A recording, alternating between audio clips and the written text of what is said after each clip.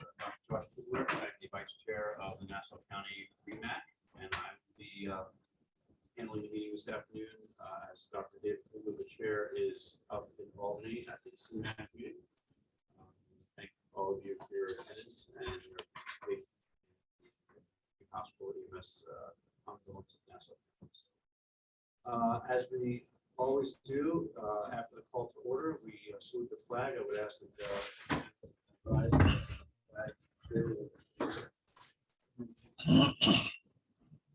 allegiance to the flag of the United States of America and to the republic for which it stands, one nation, under God, indivisible, with liberty and justice for all.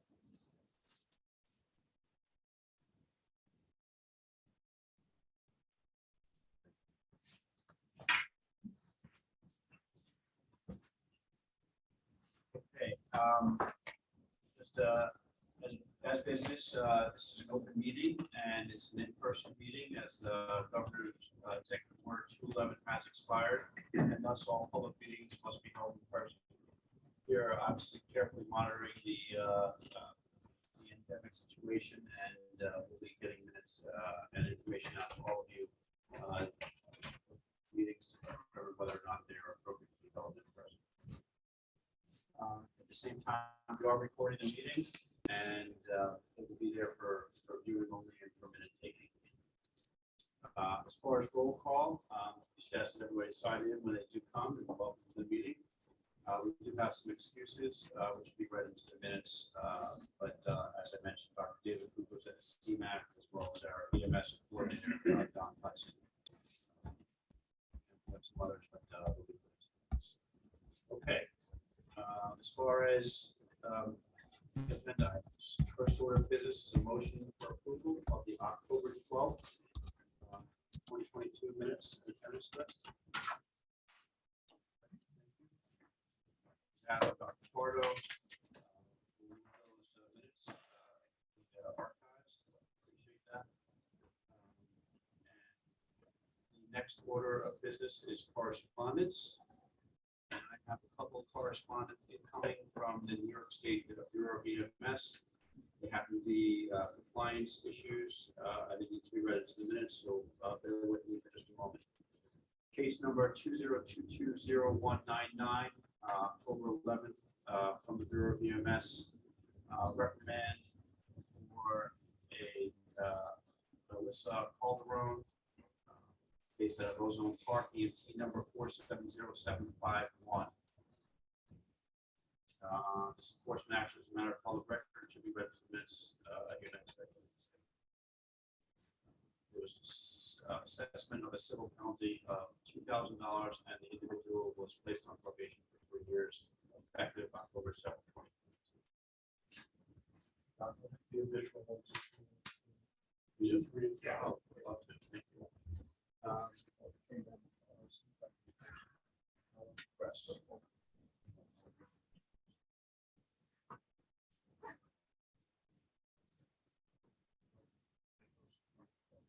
So let me just be brief here. We have EMT number 464925 for violation of Part 800, suspended 1 year, effective 12/5, civil penalty of $4,000. We have EMT number 452719, suspended for 1 year, effective December 5th, assessed a civil penalty for $2,000. Same one I have here, 479267, suspended 1 year, based on probation for 3 years, and also assessed a civil penalty of $2,000.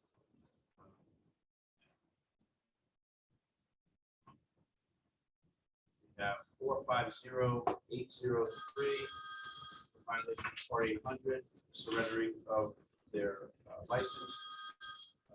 401686, a revocation effective September, and assessment of the civil penalty. Lastly, EMT number 364791, violation of Part 800, suspension for 1 year and probation for 3 years with a $500 civil penalty.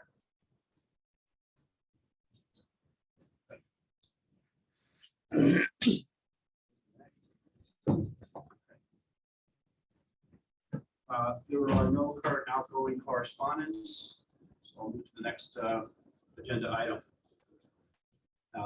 Typically, the chairman would give his report. As I mentioned, the chairman is in Albany, so I will read the report for the chairperson.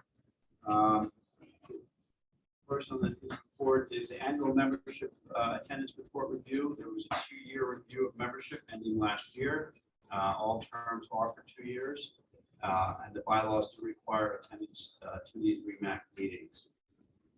2, the REMSCO began the process of modifying the regional bylaws that specifically address term limits for officers of the REMAC and the REMSCO. This was done to allow for continuity of business. It does not, again, remove the obligations of the officers to be re-nominated and then re-elected to those positions. Number 3, Chair Mackey, Coordinator Hudson, Dana Cordopasso, and Dr. David Kugler hosted a regional EM update that was held the last week in November. Several of you were there, and many of you were online. So thank you for your attendance. There was a high-level review of our current state of affairs with our EMS system here in Nassau County, and a review for the upcoming needs for facilities was also discussed. Some of the items that came forward were how we are addressing the EMS system and modernizing the EMS system here in Nassau County, the diversion and diversion notification of agencies and how we post that through a Google web sheet, EMS turnaround time with a demonstration of potential improvement of EMS wall time, as was demonstrated at that meeting. Nassau County is sort of going in the wrong direction. The trend is moving upwards. And from my memory, I believe it was somewhere in the order of 40 to 50 minutes on the average for turnaround time for handoff. That's not when the EMS agency is out the door, it's just to hand over the care. And then also at that meeting, there was discussion of the future planning for the implementation of the e-bridge for RSI, for mandatory requirement for ET2 verification for all patients that receive RSI therapy. And we'll hear more about that as the meeting goes on. And lastly, the chair's report. He's sending a heartfelt thank you to all the members of this committee who have been so helpful over the past year. Wishing all of you and your families, and friends, and colleagues a happy, safe, and healthy, and prosperous 2023. That concludes the chair's report.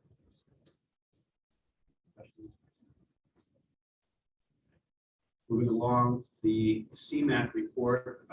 CMAC is today, so there is no report, but that'll be forthcoming. And moving on to QAQI, Dr. Zad. All quiet on the Western Front. No major complaints and no major issues. Any questions for Dr. Zad? All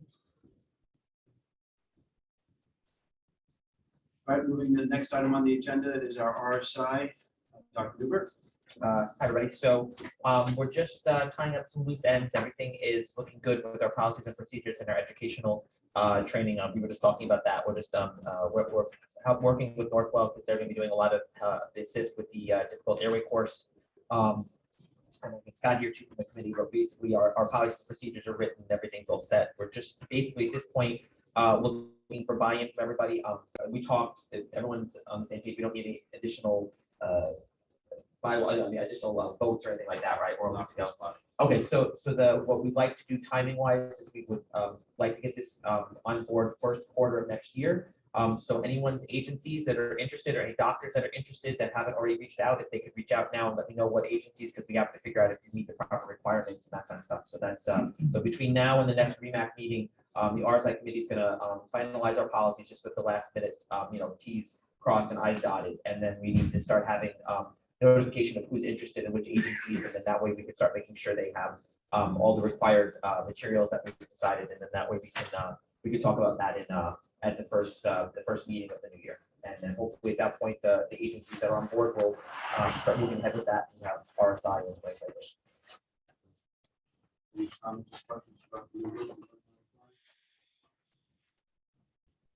Thank you everyone who's helped out. It's been I know that everyone said it seemed slow, but I think this is, we did a really good job and we were very thorough. We made sure to cover all bases. So we're in good shape. Anybody having any issues with their agencies or people wanting to go our side, if you've heard about or? I do have a question.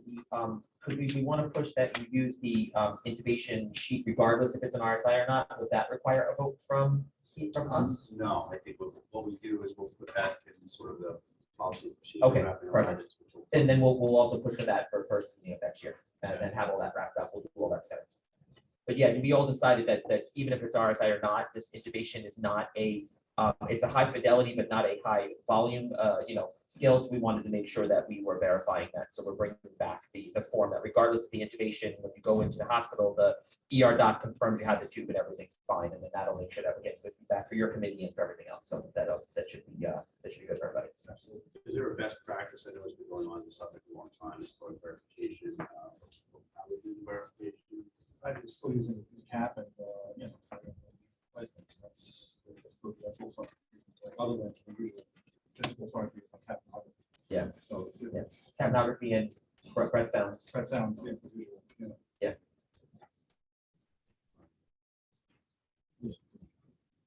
Thank you, everybody.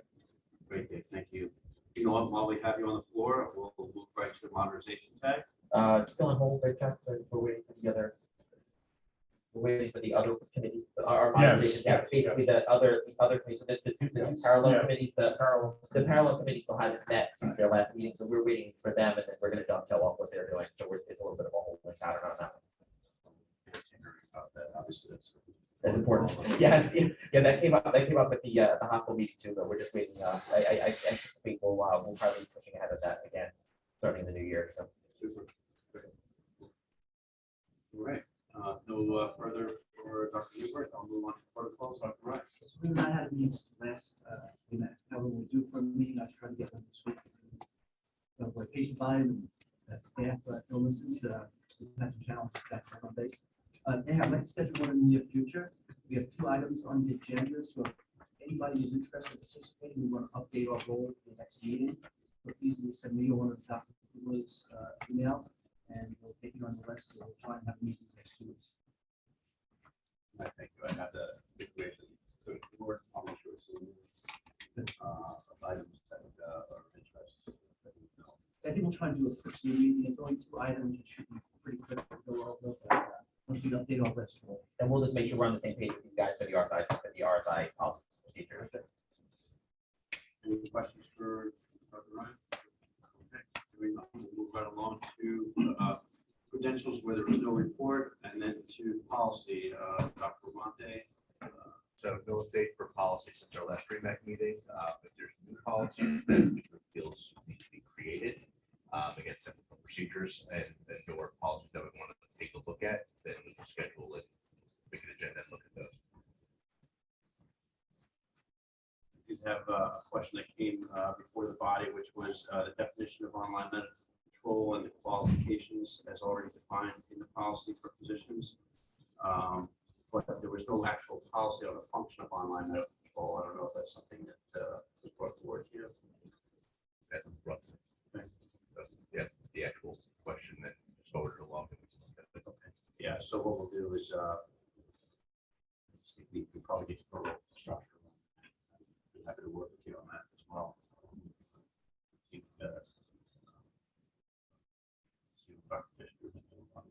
Yeah, I think there's I do feel like there's something in either the bylaws or the policies already regarding online medical control that maybe needs to be fleshed out. We have something to bring back up under old business that will be as well. Okay, any questions for Monday policy? No? Okay, moving along to our RTAC. I did not see Ann. Check here. Anybody reporting for the RTAC and Laser? Right, move along then. Communications tag, that's my committee.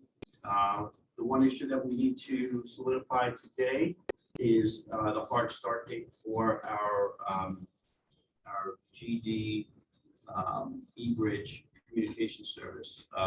As you all know, and it came up again last week at the State of the Union, The county is moving towards using General Devices as the proprietor for their eBridge technology. And for those of you who are unaware, eBridge is an app that allows for HIPAA secured information to be transmitted from the pre-hospital to the hospital, and leverage that technology to allow for real-time communications between pre-hospital providers and the receiving institution. In addition to having very good point-to-point communication with providers, it allows for tracking of the ambulance and also a lot of performance improvement tracking as far as time of the call, the type of call, time to destination. Again, helping organizations, including the hospitals, emergency rooms, and their leadership with a lot of the efficiencies that are lost now through the phone service.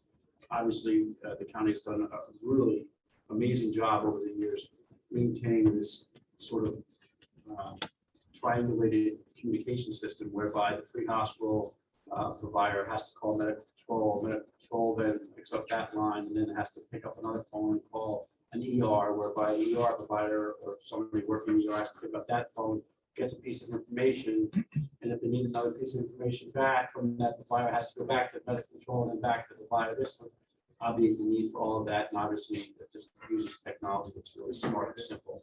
So if you haven't had a chance to look at or hear about the eBridge, I would encourage you to go online. It's really easy to Google. It's very simple technology, and many folks inside the county already use it. So county medical control, has been using this technology for the EDs. For those folks who are here representing a hospital and their EDs, it's very simple. A lot of the hospitals are confused about how deep they need to get into this technology. What the hospital decides to do with technology is truly on the hospital. We're going to ask that every hospital has the basic package, which is to be able to receive and communicate back to the pre-hospital providers so that they have the appropriate information they need for that 911 receiving agency. And then obviously our colleagues at medical control will then have really good real-time situational awareness about what's going on without encumbering their hands and making multiple phone calls to allow, again, the point-to-point communication, which is necessary. So the only thing that was left off of the draft that went out was the actual start date. So as a county, we decided we were going to move to the technology. Again, this has been a 2-year plus project. And what we left off was when we were going to start. So we started to have discussions and it's coming sort of as a second motion to this body that we were going to officially launch GD inside the county 1 July of 2023. So we'll probably do a soft launch in the spring as hospitals come online, and many hospitals have already sent the purchase orders to GD, and it really takes nothing but about a week or so for GD to get that hospital up and running. So there's not a long lag time to bring the technology in the emergency department. At the same time, we need to get the technology to the providers in the field, and that's just about launching the app and having an ID to log in. All that being said, we again came as a second motion to vote for a hard start date for 1 July 2023, which will allow everybody to get up and running, be able to test it, be able to utilize it, and be able to communicate effectively with it. And obviously, we'll be working with our partners at General Devices to work out whatever kinks that they're facing for Nassau County. Again, this is not their first rodeo. They've been doing this for a long time throughout the United States and had very good success. So I'll hold any further comments. I just want to entertain some questions and concerns from the body, and then maybe we could make a vote on that hard start date. Comments, questions? I understand. Has everybody, by vote, has everybody seen? Who hasn't seen the General Devices eBridge? Good. One. Okay. Pretty simple. You don't need to be techno savvy. I'm sure everybody has seen it. It's very anybody can understand how to receive a call and communicate. It's literally buttons. It's like working an iPhone for a child. It's very, very simple to use. But again, really nifty when it comes to transmitting information, including and not limited to EKGs, stroke patients, you can do your own scales with patients and looking at car accidents in real time. So, okay. Do you have any idea how people will be implementing this? What's already? So inside Nassau County, I don't believe any of the three hospital providers are using it now because they haven't issued any of the logins. Once the critical mass is the hospitals need to have it. So that's really the big issue now is allowing hospitals time to get those POs in. It is not inexpensive. It's not expensive. It should make a capital expenditure in the sense that it's not really about $15,000-$20,000. And the hospital can buy a lot more than that, but the basic package is somewhere around 15 to 20, and that's a discounted rate. So it should be easy to turn over that field, but that seems to be the hurdle right now. But nobody is using it in the pre-hospital that I know of. EAB uses it to transmit EKG data and stuff to medical control, but we're not in contact with hospitals with it. So using it as a one-way internally, not using it between provider and hospital. Right. But once it gets to medical control, we do use it to send to, like, I think North Manhasset has a terminal, so we can send them an EKG, we can send them a trauma notification through it that way. Any issues? For the people that don't use it all the time, is monitoring it. If it's unattended, it goes unanswered. But overall, pretty simple. Yeah. Yeah, I mean, it's about operationalizing something else in the beginning, nobody wants extra work, but the eventuality is that this technology is so simple. It's gonna make many more efficiencies than what we do today, which is a three-way communication game. It's obviously not the best interest. For one kind of follow up, how do the hospitals know, they don't know they need this, or how do they get that information? Yeah, so Nassau County hospitals have all been reached out to. I spoke to their regional rep probably about 2-3 weeks ago, just to make sure that our IT people were talking with them. And we had already done a full reach out. So I know many of you, we spoke about this at that meeting last week. But anyway, Nassau County. Are you interface with the vendor or the county to ensure proper installation? To ensure. Installation at the hospitals? Oh, yeah, so part of the contract with General Devices is to make sure that every organization is properly managed and up and running. It's really, it's like a web-based app. Yeah. So when we talk to the IT people, it's really for them very, low brow. Yeah, I get it. But yes, that is part of their contract, is to make sure that you are operational. So They'll come to the site. absolutely. Yeah, service the whole team, talk about leadership. Yeah. Okay. But I think I think that's a good question as far as how, is it going to be a trainer? I would assure that that's probably the best way to do it. Because as you hear, if you don't use it, you lose it. And it's one of those things. Yeah. Familiar with it. Yeah. It's not a matter of losing it, it's just that it has to be attended. It's not a daily part. People aren't used to looking for. So. Correct me if I'm wrong, what tends to happen is it gets installed and it gets put in the corner. Right. Now, I don't know, were you guys planning on having a standalone terminal in each hospital installed? I think that's the ideal. We're not in the business as a REMAC to tell hospitals how to operationalize. So if they say, hey, this is your EMS person, they're going to carry around an iPad, and that's the way they're going to communicate 24/7. That's up to them. We just have to make sure that they have it and they can talk and receive. Who does that? Who's the receiving person? That's really up to the organization. I don't think the Nassau REMAC can dictate, say, oh, Dr. Carter, you have to make sure you have a board certified residency trained ER doc. Is fine. I don't think that's our purpose. Well, I also want to clarify, people aren't going to be calling individual hospitals for online medical control orders. That's still going to go through medical control. This is more of notification, sharing the data pertinent to the trauma, the mechanism of injury, the signs of stroke. You could FaceTime, HIPAA compliant video. You can real time see what's going on with the patient, sharing of EKGs, things like that. But I don't make sure that we're not saying that you're not going to start giving orders to this unit that's coming in. That's a great point. And what we're doing right now is this is not to obviate medical control. This is not online medical control. This is for receiving and communicating with that hospital provider.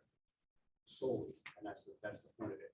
Where this evolves to over time, I think there's a lot of potential, but we're not there yet. We need to we need to get this software installed, we need to start using it, and that's why we're coming up with a hard start date. I want to give. Yeah, no, and that has been stipulated at REMSCO multiple times. This is not to supplant medical control. This is just to enhance communication availability, HIPAA compliant, to be able to get information that we currently don't get. No, it's an absolute great tool for that. Various hospitals and stuff for Because you get a trauma, picture of the burns, vehicle, the strokes, trauma.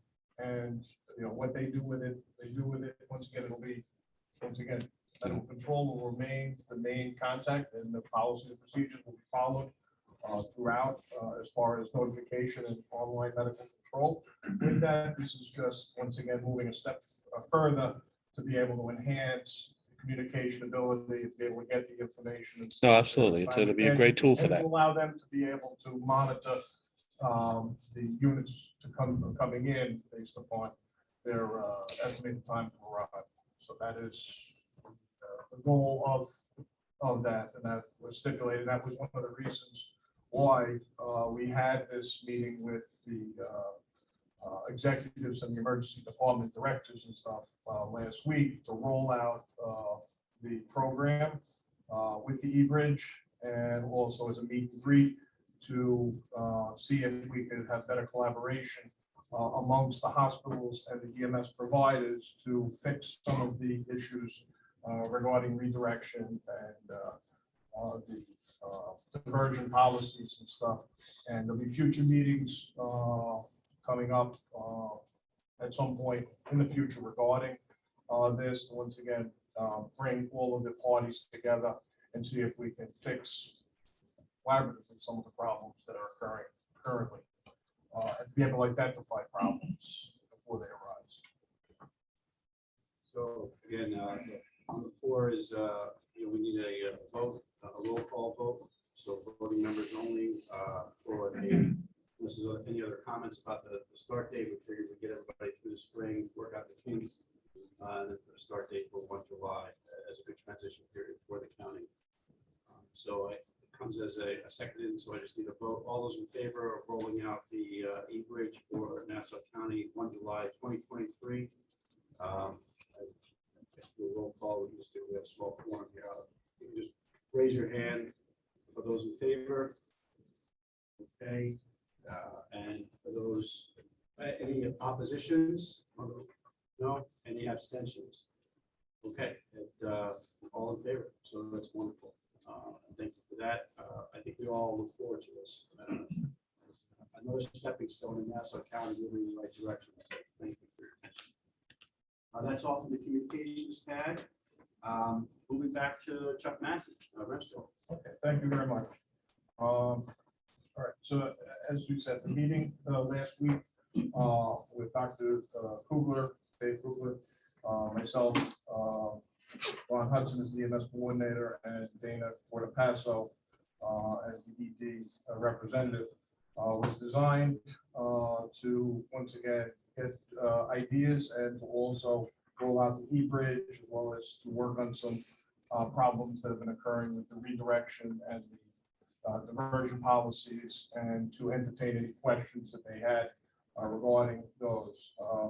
Very well attended. We had about 31 or 32, both virtually and in person, at the meeting. There is some plans in the works to once again engage the hospital personnel, the ED personnel in the future on other topics of interest, including trauma, CBA, CAF issues, coronary syndromes, those type of things. So that is in the works. I appreciate them coming to the meeting, engaging with us on some of the issues. There's a proposed REMSCO bylaw change that was mentioned at the November meeting that will be coming up in January.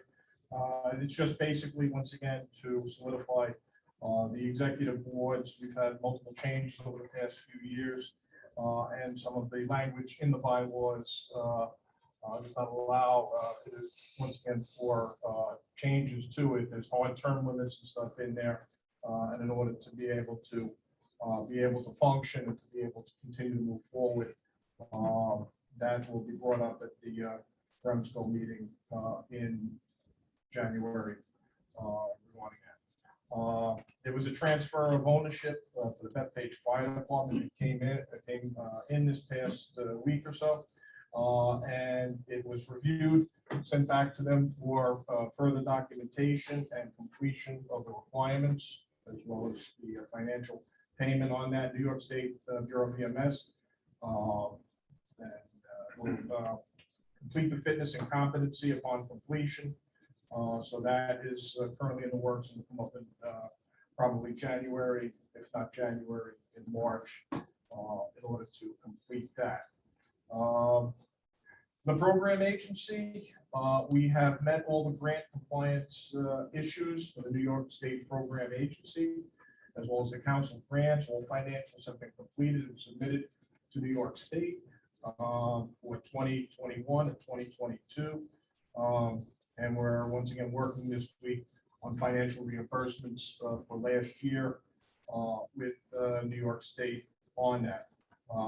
We're also investigating the availability of county administration to provide administrative support in day-to-day operations in exchange for the grant financing. We've had a couple of meetings with Suffolk County, who is enlightening us on how their program and stuff works. And we're giving them the first shot at, once again, establishing day-to-day operations to take a little bit of the pressure off the volunteers on the executive board, both REMAC and REMSCO, to once again be able to manage a large system such as we have. So more to come on that in January. There, as I said, there's been no county EMS committee meetings scheduled since the early summer. I'm still waiting to hear when the next meeting is going to be called regarding the formation of, once again, the communications and other issues that have come up during these meetings. The ESO EPCR meeting last week, Donald Hudson is the EMS coordinator, was sent up. Apparently the ESO is having some issues and stuff with the uploading and I guess downloading as well of PCRs to the state system, and their executives were called for a 2-day seminar to explain the issues and how they're going to remedy the issues with that platform for the EPCRs. There'll be more to come. I haven't gotten a chance to speak to them regarding that. We have about 35 to 40% of the agencies currently using the ESO platform.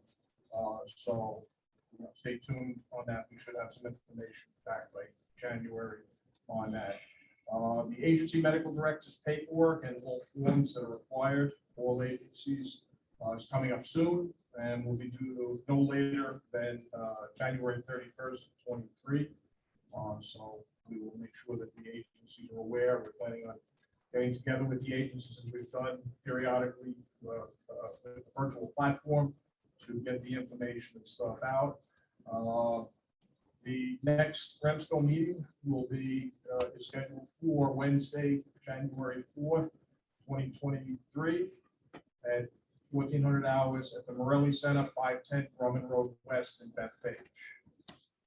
So that will be over at the Morelli Center in the conference room for that. Other than that, once again, I want to wish everybody happy holidays, happy New Year, and hope to see you all in the next meeting at REMSCO in January. Thank you. Any questions? Any questions for? Okay. We also have on here. Porter Hudson is excused. Nassau Chief Fire, anybody here from the Fire Marshal's office?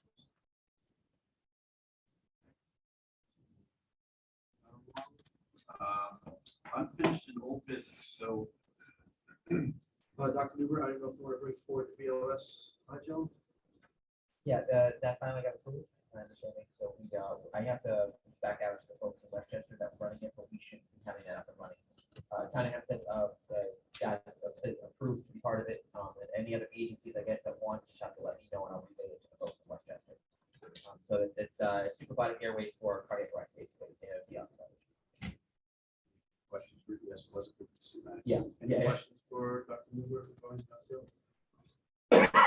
So if there's any agencies interested, just reach out. I'll relay them to Westchester.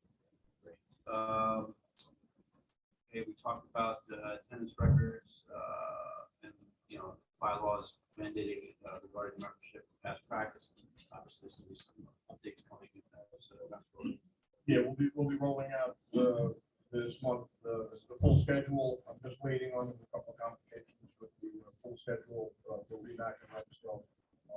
Waiting for them to get back to Albany to finalize that, and the Bible and stuff will be taken care of and sent out. Perfect.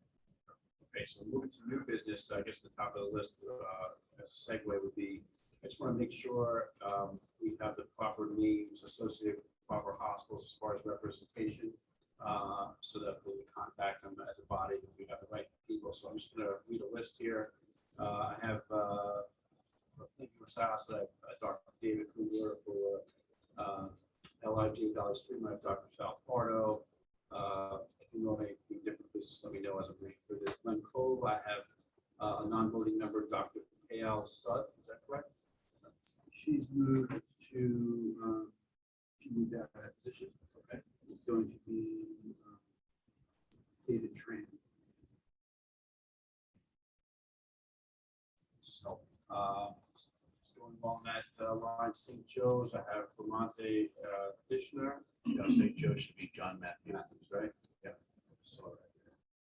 This was just given to me, so I just, again, doing some careful.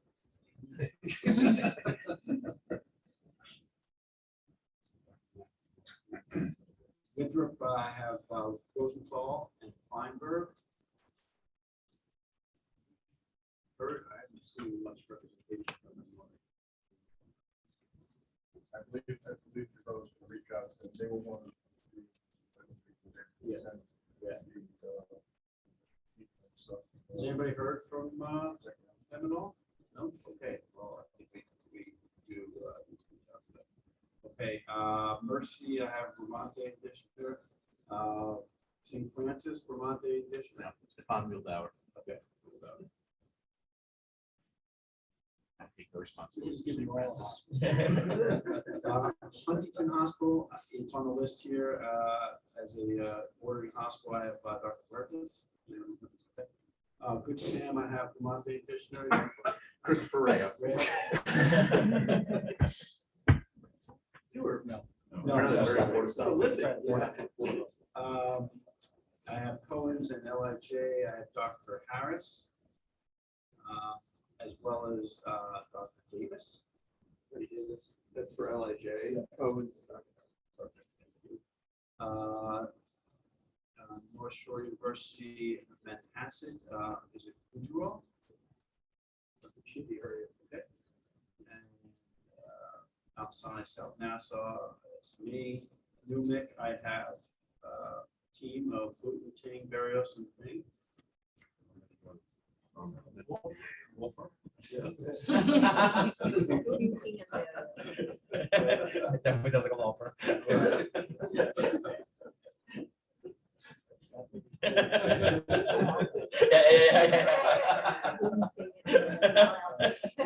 Great, thank you for that. So I think we covered all the hospitals and the bordering hospitals.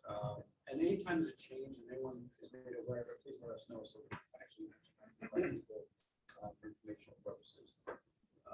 Okay, under new business. I'm sorry. Yeah. How far away? St. John's. St. John's. Is that the first one? It wasn't on my list. But Plainview and South. Yeah, the St. John's is, One of the hospitals. yes, I met their director.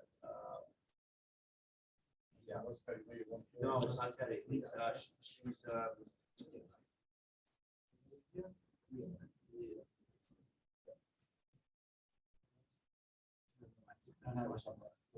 get it. I'll put it in the next. Got a lovely individual, good leadership, very active as well. So good to work with you. then under new business, we already covered the hard start date. Oh, this is an important new business item. So again, as a follow-on to that county meeting that we've had, some of the discussion as the wall times are going up, it's become a problem that hospitals diverge, right? We try to divert as a courtesy, we offer diversion as a courtesy so that the EMS agencies know that the hospital is having a difficult time getting people off their stretchers into their beds and allowing them to get back into the hospital world where they do their work. In light of that, as we're moving towards 50 minutes, and this week I guess it was really bad, over an hour on average. There is some discussion about whether there will be no diversion policy allowed. So the question is, do we allow leadership in this room to say we're not going to allow diversion at a certain point where everyone's at critical mass? We still need to provide services. So I just wanted to bring that forward for comments, questions. I'd like a little commentary on this. What are your thoughts as a EMS medical director, as a hospital leader, administrator? What's it look like to you, and what should we be doing? Yes. So in New York City, what we used to do, a little bit bigger system, we had the hospitals divided up into different sectors. But when too many hospitals went on diversion in a given sector and the neighboring sectors, we just opened everybody up because the ambulances need someplace to go. The crowding in the emergency department, we viewed it as ultimately an ED issue. We were happy to help as much as we could, but when it impacted the EMS system to that degree, then nobody had the diversion. There was no place else to send anybody. No, I mean, historically, there has been precedent in other states and other areas of the department. They're very rigid about the diversion to no diversion thresholds. They just remove diversion language, and everyone just receives as very normal because their geographics are so tight and they're so heavily concentrated, not too dissimilar from Nassau County. But I'm interested in, would this be problematic? I'm sorry. Okay, so I think this is two, these have separated the diversion into separate issues. Originally, the diversion was separate. Facility issues, the fire. So just be clear. Non-structural failure, EMS wall time issue is really what we're talking about here. So that's a good point. So we're not talking about if your CT is down, you have no other ability to perform that level of service. Fire, the electrical system down, you need to know about that. We're talking about purely, asking for diversion because you don't have the psychiatric beds or because you don't have a beds, period, and you perceive that there's an extended wait time for the I have a comment that you can make the determination, okay, so no diversion, it doesn't solve the problem. The ambulance is still going to go there now and sit there for 2 hours. Just saying yes or no to diversion doesn't solve the problem of where do we bring these patients to get treated. The problem seems to be either a staffing or a bed issue in the hospital. They have to somehow fix that problem to get those people moving through the ER. They're always telling us they have 30 waiting, 57 in the waiting room. We have no beds upstairs. We have no this, we have no that. We understand that. And unfortunately for us, we're not the ones usually inundating these hospitals. The city is coming out here every day. I mean, Mercy Hospital had 5 FDNY ambulances there yesterday within an hour.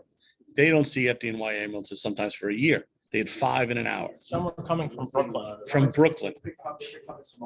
So even if we, yeah, and we are granting them, it doesn't matter. Now they're getting hit with the city. So that all starts moving east. So now, because the problem is the same throughout. Right. Or either staffing shortages, there's financial issues that are going on. It's really taking control inside the hospitals. Again, it's a problem that every EMS agency has to face it too, because they're trying to bring people and business to the organization.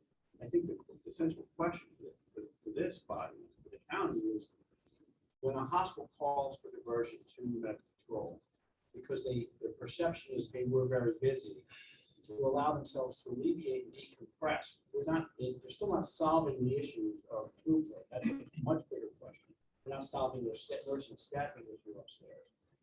When that happens, is that then trip the next hospital who's at literally up to their gills or at the threshold to go into diversion, which then trips the next hospital, because we're all inextricably linked. The catchment areas are a lot of overlap. Domino effect typically. Yeah, so I think that was the question, should we sort of stop that behavior, or how do we mitigate the behavior? But that's, whole part of it, as I said, we have no real communication or minimal communication with commercial ambulance services and stuff through here, which is also impacting EDRs because we don't know where they're going at any given time. The other problem being, once again, public education has been lacking for many, many years and stuff on people that are calling ambulances and stuff, the things that should not be taken by ambulances. There are other avenues and stuff, and we need to get that out. We've been working with the county and stuff, but we've fallen at this point. We've had no meeting now for at least 4 months that I can recall to fix some of these inherent problems that we've allowed to manifest, and with COVID and now RSV and all of these other issues that are coming up, they're being overwhelmed. The volunteers being overwhelmed because the amount of people that are in your ERs is now keeping the wait times for them to offload their patients.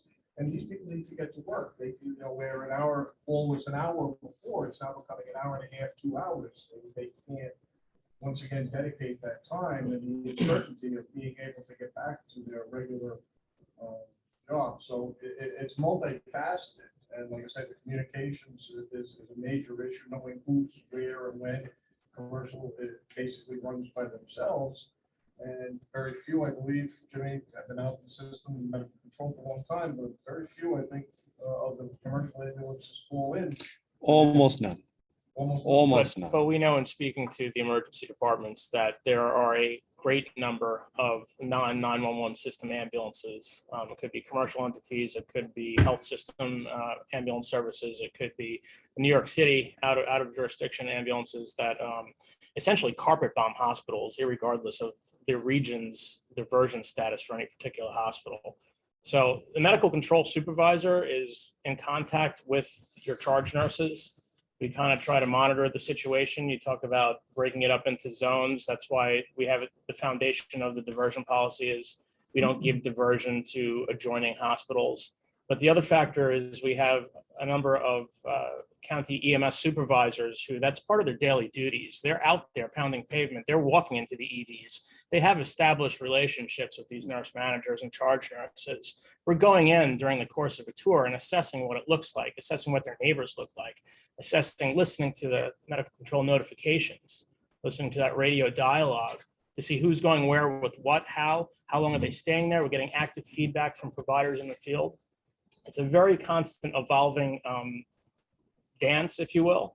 And it's something that is unique to Nassau County, and that the county EMS supervisors actively work at managing this. And it does take up a lot of time. It takes a lot of work hours. It's something that we've been doing more and more, as it is a vicious cycle. We have this hospital has been slammed. They're on diversion. They come off immediately. When they come off, the adjoining hospital goes, and it's just a cascade effect. So being able to actively manage and have that interpersonal communications does go a long way, but it's a multifaceted problem. Along the lines of notification or communication, when I used to work in Monroe Livingston upstate, they had hospital status, so it wasn't a diversion, but they had like red, blue, and green. But green was like I'm fully open, blue was like getting busy, red is we're pretty full. If people wanted to go to a hospital that was code red, it wasn't really a diversion, but they just signed a piece of paper that said, I'm aware if I'm going to this hospital, I'm going to be waiting a very long time. I don't know with the new dashboard that we have, if the hospital's calling in that kind of information, might be That, more productive. that's doable, but Yeah, I don't- instead, that might be more productive I'm not than worried the- about the patient per se, wanting to go there, not wanting to go there. You want the crews know they're gonna be there. I need What that about- truck what back about in the service. Yeah, resources but I'm just saying, I don't know available? if that might be a better way of Right. doing it, that it's a notification so the crews know the business of the hospital, but it doesn't necessarily stop them from going there, because you're right, I mean, like, if you divert one, it just, it doesn't fix the No, problem. I know, But we all want the notification to go out so people know Right. what's busy and what's not, so that might bear some decision making.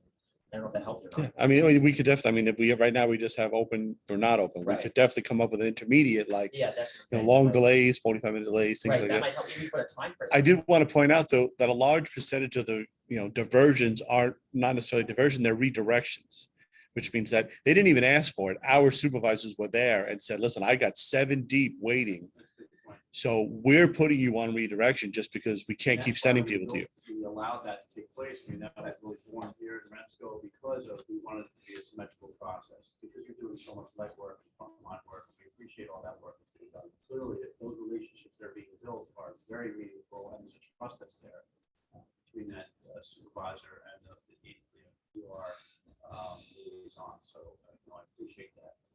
Stratifying is one solution, but you continue to stratify, you still have the same problems. You're just calling them different things, but sometimes helps. There were 2 other comments, Dr. Ryan, Dr. Mendel. That question, unfortunately, I think It is.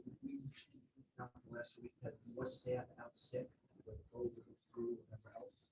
We're seeing COVID, flu, RSV increase on the other cases. Our call volume is skyrocketing. Trying to order specials that are back order. So unfortunately, at the ED, we're all sympathetic to those concerns. We're working very hard to try and fix some of the hospital end also. Except that, a lot of staff out sick. But my question was, what exactly the version policy say? I just don't recall it. I think just we talked about this and we cannot recognize it. So as I said, correctly, someone can call it up, it's a conversion and redirection policy, conversion is a request. It's not a mandate, you request it, it can be granted or not granted, and it's a courtesy. And then what's been done is they put a time frame on that. So procedure is essentially a policy. It's in the Remsco policy and procedure. It actually says in the policy that it shall be granted unless you have, to say your neighbor's on diversion or some other reason. There's some discretion to it, and so I Right. think what was brought forward was to just allow, is there going to be a regional medical director, for instance, the chair of this body should say to, in working in concert with you to say, okay, there's no more diversion, we'll stop, everyone's tripping everybody else, it's happening in real time. Right. Last week, they got close to, I believe, the South Shore at one point. I want to say every day this week, it is crazy. The entire South Shore was on diversion. And at that point, what you said is absolutely correct. There's no diversion when everybody's on diversion. But where we gonna bring the patients? To have a provision of care for the county. And medical control would tend to agree with that, and we would do just that if that were the case. If everyone is equally stressed, we can't be favoring any one particular if it's the same condition, no matter where we are. Then at that point, you're right, nobody is. That's why this dialogue is so important. Everyone's aware of that, you go back to your institution and say, listen, just calling for diversion isn't an absolute, understand that, what you're doing in effect is putting pressure on the neighboring hospital, which then we have to do one diversion as well, and then we'll be back where we were. Yeah. Oh, I'm sorry, Dr. Monte, I just have 3 things to with this. So, Southwestern Nassau is basically red every single day. And, part of that problem is, I'm sure it's the same in your shop, where, we go to, we talk about FDNY and the commercial ambulance. Your catchment area is huge. I mean, we're getting patients from Brooklyn at this point by FDNY, which we go on diversion, but we don't have any time to catch up because you guys stopped coming. But then we get set 5 FDNY ambulances, which doesn't really help us. So we have that issue. Previous, when I was at EMS in Pennsylvania, one of the things that they did in terms of diversion was, all right, so 3 of the 4 hospitals in a sector are red. If that 4th hospital has to go, then everybody becomes a round robin essentially. Instead of saying no, because then what happens is to a situation where that one hospital is taking 3 hospitals worth of ambulances, and inevitably then you're talking 2 hour dwell times, if not longer. And then the third, I think it's important to recognize that the dwell time and diversion are basically inversely related. Places that really are trying to stay off of diversion may end up with longer wall times because you're trying to keep off diversion. And if you can't go, or you can't go on because everyone else is on, or they use diversion because now they say, oh, wait, I have 3, 4, 5, 6 ambulances waiting 45, 50, 60 minutes. We need diversion because, well, if you're waiting 60 minutes, then there's also a waiting 60 seconds. And that's why the direction policy came in. Yeah. So there's some symmetry there where you wouldn't hold the hostage based upon trying to keep yourself off diversion. Sort of selfish play. Which is why- I can just tag on that, because I was here for the MOBEX, and I also attended the mobile exercise with FDNY 2 weeks ago. And I was here for the tabletop, and they showed us their CAD system and how their CAD system works. And you're right, one of the problems with their CAD system, and I'm not an expert by any stretch of the imagination and stuff on their communications, but their hospitals, when they are ready to transport, their listing of hospitals come up there. And once again, when that hospital disappears, everything moves up. They don't have a choice on where to go. It just gives you the closest 3 hospitals or 4 hospitals, depending upon what the type of call or the complexity of your call of stuff is, and it gives you.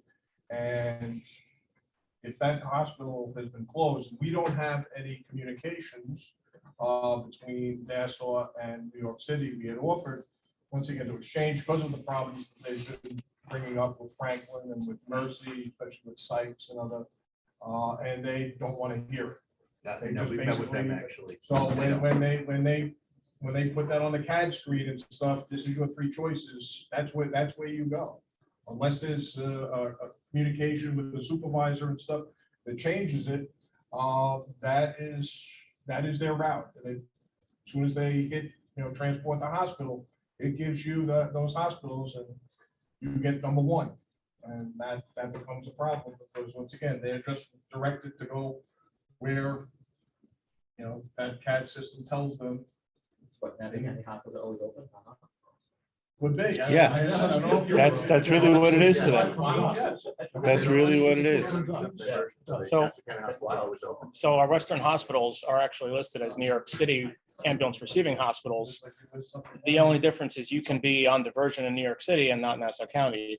There's 2 separate diversion systems that exist independent of each other. I wasn't aware of that. Yes. Let's keep, there's a couple of hands that were raised. I want to recognize Dr. Hassel, Dr. Pardo. I don't know what order. Yeah, from a hospital perspective, we don't like being on diversion, obviously. Lots of business. But yeah, we have a very strict criteria to request diversion, and only a few people can approve it. And I will tell you that, I think everybody's in the same boat. And I think all the points being made, it's like a domino effect, and we certainly understand as a hospital when you say everybody's on diversion, patient have to go somewhere. But we every time we call for diversions, we call all the agencies. We call Sydney, we call Nassau County, and we call CEMS, and those are our 3 highest customers, basically. Finney being the largest for half of our patients come from Finney. So, and then it comes Nassau County and then CEMS. So, yeah, I think we're all on a pain point right now. It's you have a unique communication system with Fitney, because that's an interesting point before you maybe are conduit to getting a little bit more transparency. I know, Mercy's in the blind, we're in the blind. I think we get here all the flow sometimes from the Fitney. Yeah, I think all the flow. There's a dispatch number for them, and sometimes they'll give you critical only diversion Yeah, typically. or site correct. diversion, but Thank you, good point. So No, yeah, but the idea is that we try to avoid it at all costs. But if we had no critical beds in the hospital, we'd be asking for. I like the idea that you have a specific point person who's able to trip the diversion. It's not random, I need a break over here, I want to eat some dinner. Yeah, I mean, 3 times a week I get a call from one of my docs saying like, I need a break, and you say no, so, and then, Yeah, I mean, sometimes. it's not arbitrary. No, not suggesting it is, I think that sometimes the providers, you know, the entire milieu is disrupted and they feel like, hey, calling for diversion is going to give them a breather. The reality is it's not the truth, but the reality is you can tell them or inform them, look, this is happening throughout the county, we're all stressed to the gills. You know, what we do here is going to impact everybody else. So good points on that. Amend what I was going to say, actually, in terms of if there's a way to contact FDNY and then get through them and say, hey, look, this is what's going on, and we think that can be better. That would be ideal, but yes, it'd be great. Shy of that, as a body, in answer to your question before, would be possible. I'm not saying to do it, but it would be possible to say, well, these change the elements for diversion, say diversion for they still remain on diversion for anyone not from S10. And basically say any ambulance system that comes out from S10, that hospital is still on diversion. But if every hospital is overwhelmed, then at that point in time you open them all up except for. Got it. So a good point, but you know, I think our partners who are here representing, you know, med control, they don't always get a notification. I don't believe that Indians is. No, Finney doesn't. I shouldn't say never. Usually we'll get a phone call, hospital 82 or this, and blah, blah, blah. So in fact, they don't have the awareness to even tell the agency, hey, you know, Mercy is on absolute diversion right now, even if there was a fire in their shop, you know, so that's a problem. That's a significant problem. So I was curious what, you know, we have leadership from Franklin, from LIJ, from Georgetown, Franklin. You know, they're obviously communicating with Finney on a daily basis. It sounds like they're a very big provider. No, they have to. Yeah, this is one of the other issues, just to expand on it, is we've been trying to get every agency to utilize the dashboard for redirection and diversion before they transport their patients. And we still don't have 100% compliance. They're supposed to be checking the dashboard on each and every call. They're supposed to be communicating with medical control on each and every call. It's sent out every Friday. They are supposed to, once again, determine the status of that hospital before they leave the scene, so that family members are not going to one facility when the medical control redirects them to another facility because they're currently on diversion. And then we have family members spread out across, you know, 2 or 3 hospitals. And that's become a problem as well, because they pull into the driveway and then all of a sudden they pick up the phone and say, yeah, we're pulling into you know, New Island or into St. Joe's Hospital, and it's too late for them to, you know. So it is a problem also with the agencies. Once again, you know, following the directives that have been put out there to make sure that they're contacting and checking the board each and every time to determine the status on that hospital before they decide where to transport that patient. And also looking at the acuity of the patient and what the needs are of that patient for the specialty resources that are available with the various hospitals. That's part of their responsibility, but we're not seeing that on a 100% basis.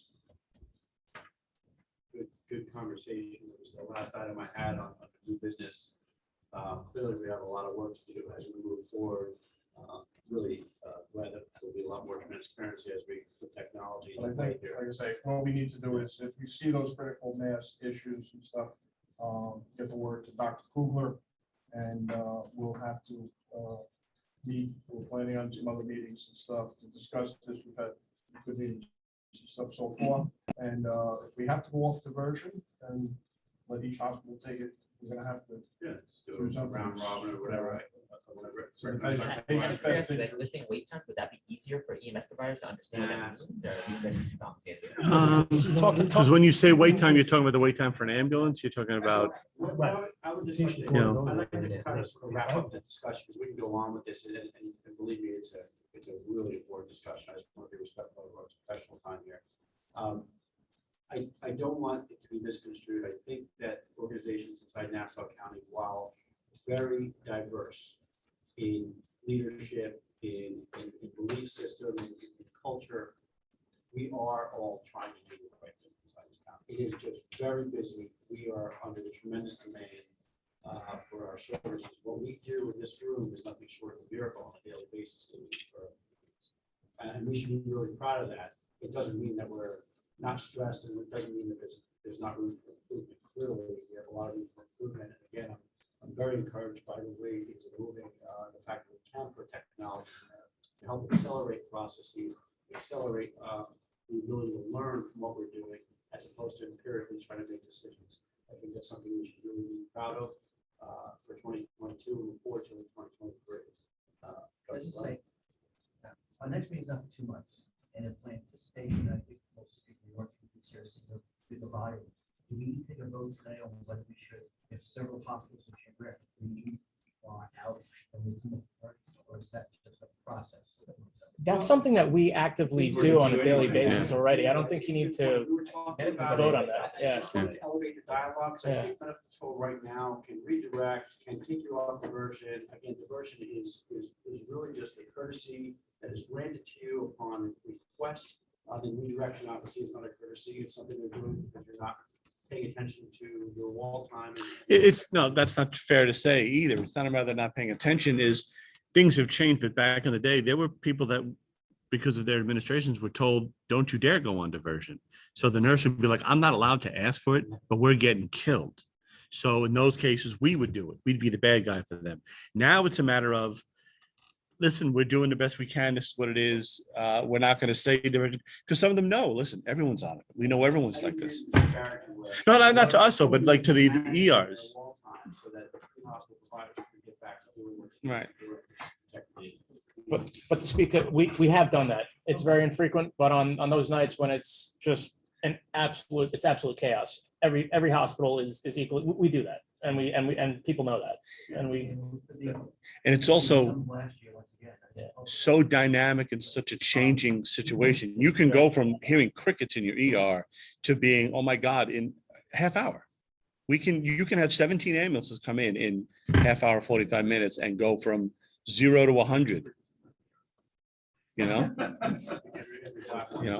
it's getting to the bad point now. We're having so many problems with accidents in the parking lots and the ERs of the ambulances by ambulances hitting each other, all trying to back in and maneuver. Your place is horrible. Your place is horrible. You leave the waiting room and then they walk outside and call you guys. So- Discussions, I want to open it up for any new business or any other things that are the order before we take a motion to adjourn. And very healthy discussion before we adjourn. Our next meeting is Wednesday, February 1st.